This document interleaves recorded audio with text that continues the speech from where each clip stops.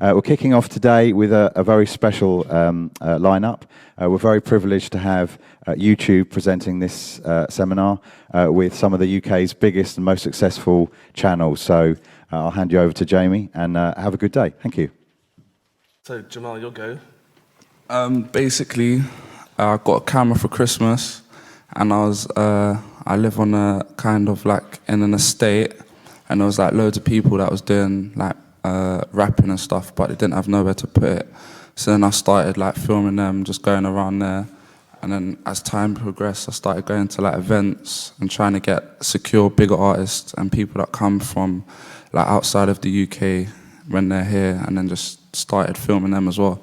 So then I just filmed everything that I could possibly think of that I liked, and then it just kept growing and growing.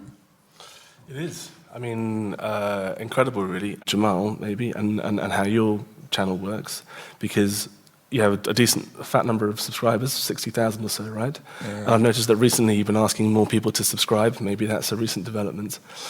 But also generating the number of clicks that you have done suggests that the way that people are finding your videos and your content is different. Do you think that's the case? I think it's like more of a dedicated audience. Maybe smaller, but like they're on it. So for example, if that one subscriber that I've got like has a look at the video, they probably know like a load more, and because they're just more on it, I think that that's why it's got like more views. But I first started because there wasn't a lot of grime on YouTube. I didn't see any. There was like loads of like pirate grime DVDs, like they weren't in HMV or anything, and I thought, I was like 16, I was in IT, and I wanted to go like Wembley Market, and my mum wouldn't allow me, so I just thought like I'll make my own ones, and that's why, because at the time there wasn't anything there, and like it wasn't even on like mainstream TV or anything like it is today, so that's why I first started. So it's fair to say, I mean, so there's going to be elements of people recommending videos, I think probably embedding them on blogs as well. I mean, you have a site too.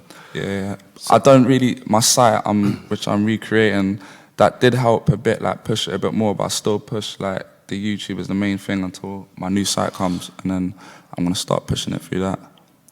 Well, YouTube should remain the main thing, Jamal, of course. Let's not get ahead of ourselves. No, like in favour of each other, innit? It is. It's a mutual arrangement. Yeah. Yes.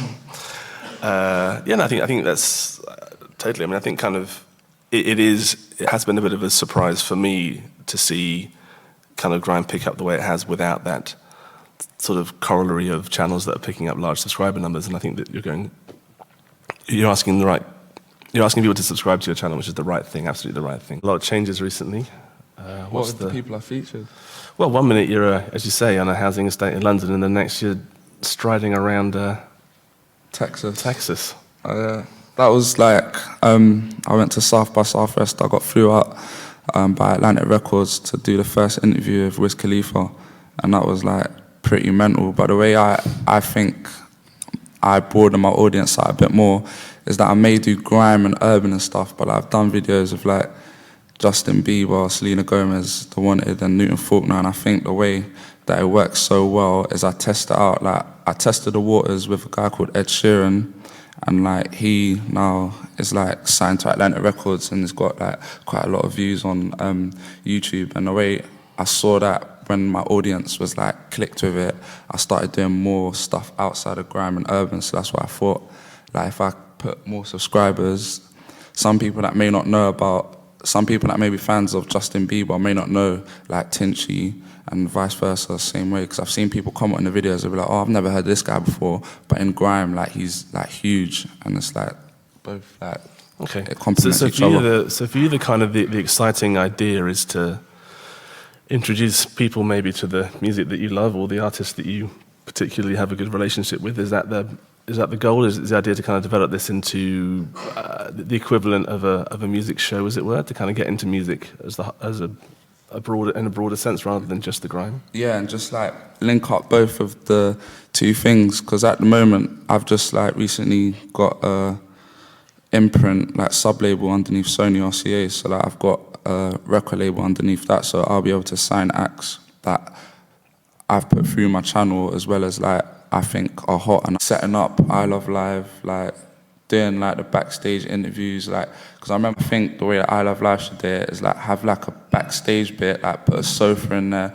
like get a board, I Love Live, get like a mic with I Love Live around it, brand it, and then like just do interviews with everyone, and then everyone that you see that is doing it, like G Fresh that was just here last week, like get him to tweet about it, like, and do the stuff like hashtags like with Music Connects and stuff like that. Like when I'm getting reps to like spit on a beat, like loads of people want to know that beat, so I would put the music there, and then they're like, yeah, I'll search for that music, because that's what I think, like making the people that watch my videos happy will bring them back, and also like spread it out to other people as well.